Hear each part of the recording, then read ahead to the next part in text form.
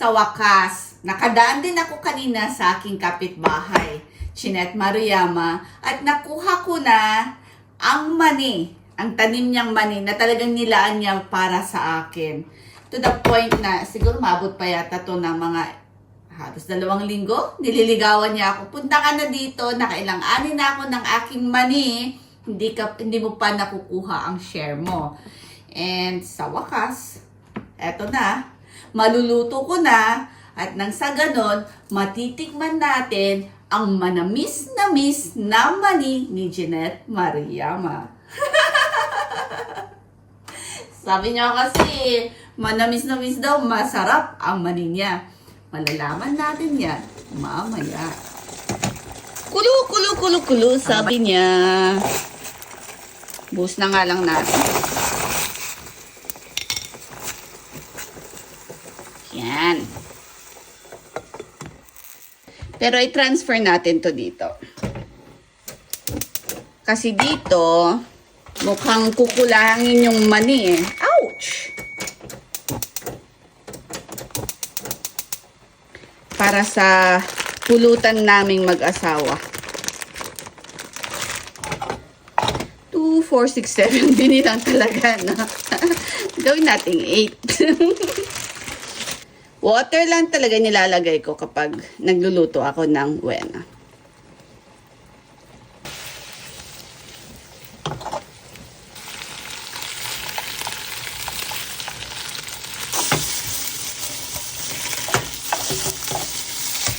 Okay na ito. Evaporate na yung water. Dito naman,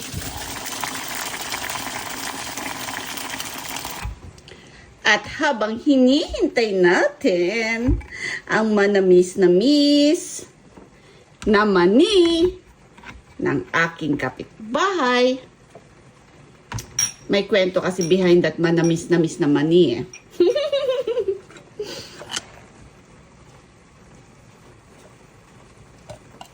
Prepare na natin ang aming happy hour. Anong tatawag ko dito, Han? Plate? Happy hour? What? Basta yun. Usog kunti. Inusog talaga yung wena. Naku, naghinalo ng aking ketchup. Ala ka. Di bale, may tatawid natin yan.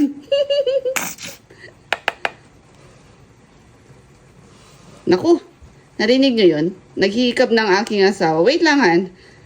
Na-board na sa paghihintay ng aming pulutan. And after 15 minutes na kulo-kulo-kulo, sa tingin ko, pwede na ito. Wait.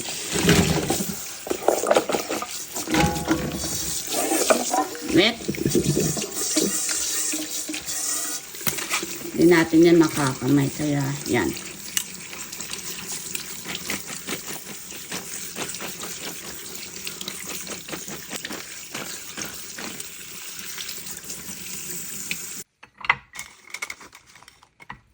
Ay, may nakawala.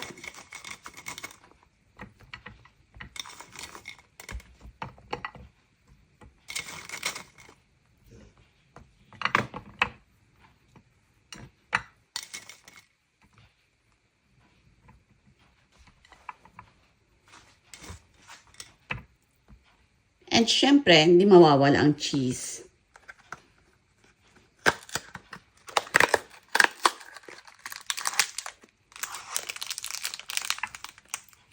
Actually, slice na ito eh. Ayan. Pika-pika na lang para sa aming mag-asawa. Ganyan lang yan. Pero para mas magandang iganyan natin.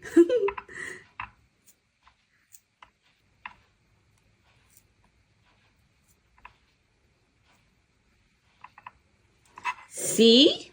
Our Sunday happy hour. Solved.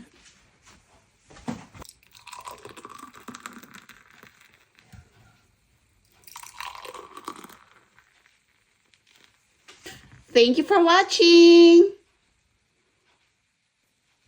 Ay, oo nga pala. Siyempre, hindi naman pwedeng hindi natin yan sampalan. Han, mauna na ako. Titikim sa manamis na mani ni Jeanette. Ay, wow. Basta Ilocano, nagata. Di ko alam paano yan explain sa Tagalog. Sarap nga. No wonder.